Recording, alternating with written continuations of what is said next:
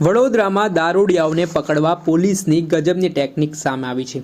આજે 31 ડિસેમ્બરની રાત્રિ એટલે કે લોકો 31ની ઉજવણી કરતા હોય છે તે દરમિયાન કેટલાક યુવાધનો છે તે નશાના રવાડે પણ જોવા મળતા હોય છે।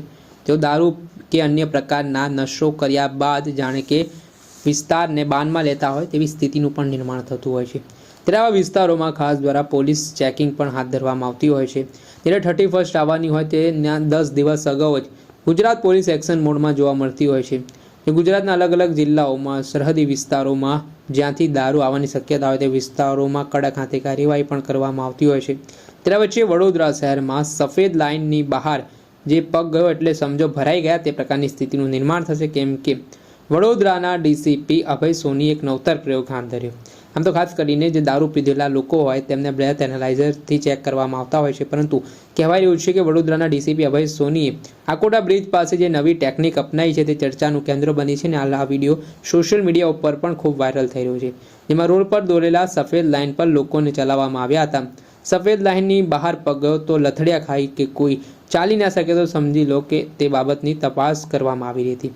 બ્રેથ એનાલાઇઝર મશીનથી ચેક કરી પીધેલાઓને પકડવામાં પણ આવી રહ્યા હતા। ત્યારે ઘટનાના સંદર્ભમાં જે ફરજ પર હાજર ડીસીપી અભય સોની છે તેમના મામલે શું प्रतिक्रिया આપી છે તે સાંભળી લો। ड्रंक एंड ड्राइव का केस जो केसेस हैं वो हम ब्रेथेलाइज़र का यूज़ करते हैं। ब्रेथेलाइज़र में ब्लड अल्कोहल का क्या लेवल है, कितना प्रमाण है वो बताता है। इसके अलावा अगर ब्लड अल्कोहल का लेवल ड्रॉप हो जाता है और ब्रेथेलाइज़र अगर डिटेक्ट नहीं कर पा रहा है तो जो लो लेवल ऑफ कंसंट्रेशन है ब्लड में उसकी वजह से जो बैलेंस है वो नहीं बन पाता है। तो उसको ध्यान में रखते हुए बैलेंसिंग एक्ट का हम ये एक प्रीलिमिनरी एग्जामिनेशन के तरीके प्राथमिक चकासनी भागरूपे इनको चलाया गया, जिससे कि ये पता चलता है कि ये किसी तरीके के नशे के या एब्यूज़ के प्रभाव में है या नहीं। આવતા વડોદરાના ડીસીપી અભય સોની તેમના દ્વારા જે તેમની તરકીબ સામે આવી છે તેના કારણે દારૂડિયાઓ પણ માથું ખંજવાળતા જોવા મળ્યા હતા, કેમ કે તેમને એવું હતું કે બ્રેથ એનાલાઇઝરથી તેઓ બચી હશે, પરંતુ આ પ્રકારના પ્રયોગથી તેમને કેવી રીતે પકડી શકાય તે માટે પણ હાલ અભય સોની જે ડીસીપી છે તેઓ જણાવી રહ્યા છે।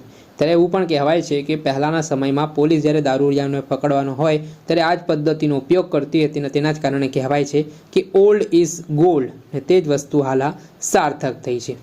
દર્શક મિત્રો, અત્યાર સુધીમાં બસ આટલું। આવા વિડીયો સાથે આપને માહિતગાર કરતા રહીશું, એટલે એન કવરેજ ન્યૂઝને આપ લાઇક કરી લો, સબસ્ક્રાઇબ કરી લો અને શેર કરવાનું ભૂલતા નહીં।